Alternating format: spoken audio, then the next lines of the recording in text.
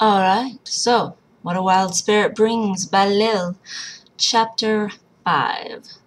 When she woke up, her leg was festering and body sore. The cut was deep, but seemed to be the only into the muscle. She tried her best to clean the wound, then rewrapped it, and left her cave.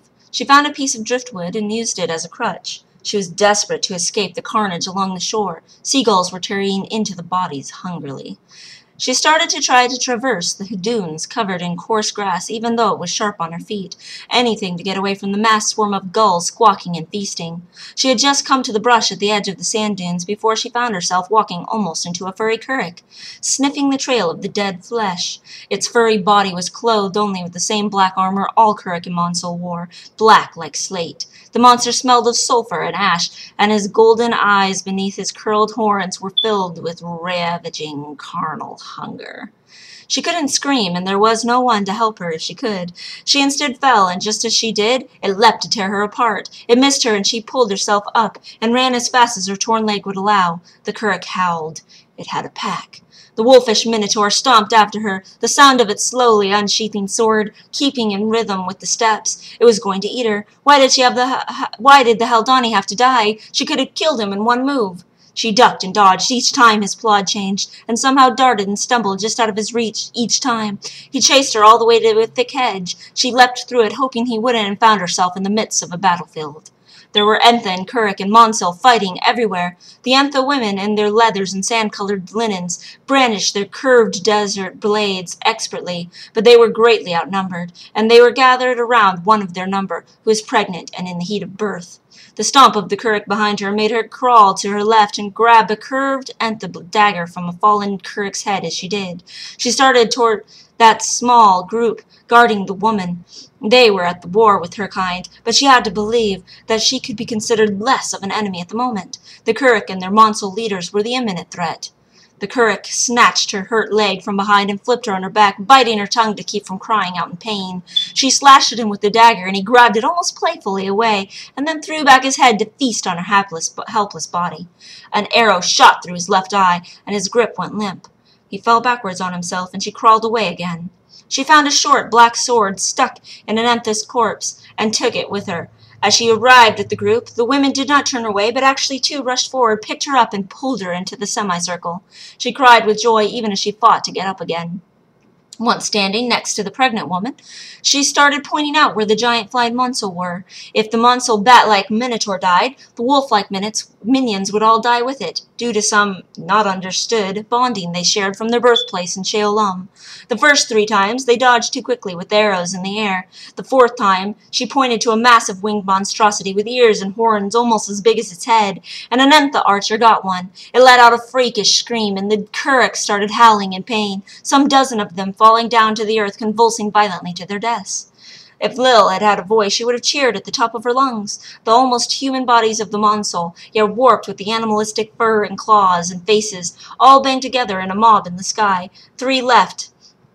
All banded together in the mob in the sky. 3 left, and shot their black, featherless arrows down all at once. Lil tried to take the arrows for the pregnant woman, but only caught 1 through the shoulder. 2 hit the poor woman, and she fell to the ground.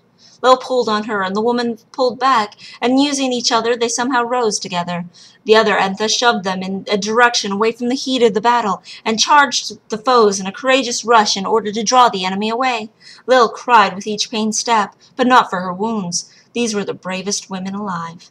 Her heart swelled with joy as she heard 2 more monsel's howls, echoed by currach howls, rise out behind her, and she would have turned back to help take down the last one with all her meager strength, if not for the bleeding woman clinging to her. A snarling, dark-furred currach leapt at them, but it was wounded, and she drove her blade into its neck with all she had. The counterweight of the pregnant Entha was all that kept her from falling. They stumbled away, climbing up the mountainside, not daring to stop, desperate to stop. Finally, Lil's leg gave out beneath her, and the Entha, and she collapsed to the dirt. Lil rolled the woman over, and she spread her legs. The baby was coming. She put a stick in the Entha's mouth, and the woman grabbed some roots and started pushing the babe out, weeping and moaning in pain, around a stick that she was biting down on. Lil couldn't speak, but she tried to motion encouragement, and when she saw the top of the head, she held it as best as she could. There was a cord of flesh attached to the crying boy's waist when he came out wailing from the final push, so she grabbed a dagger off the mother and cut it, then put her son inside her shirt against the breast. The woman slowly pulled her arms around him and then found some way to say in a rough whisper that he was a son. The woman smiled with such joy and tenderness, despite the arrows protruding from her. She was crying, and Lil was crying. Lil kissed her cheek and whispered, "Mother." The weary woman smiled at her even more. "I wish I had ever had a mother like you," Lil hoarsely added. Then the woman smiled and said in a gasp to unwrap the dagger, still gazing at her softly. Lil realized the dagger in her hand was cloth bound tightly around the hilt. She used one of the arrowheads that had broken off in the fall from the anther to scrape at it until she could unwind it. At the end of the hilt was a ring with a rose and a key seal on it.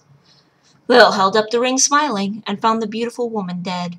She was still smiling lovingly at Lil, still holding her son. She was lifeless. Lil fell against the dead anther and cried and cried. Her crying made the boy scream again, but she didn't have the strength to comfort him.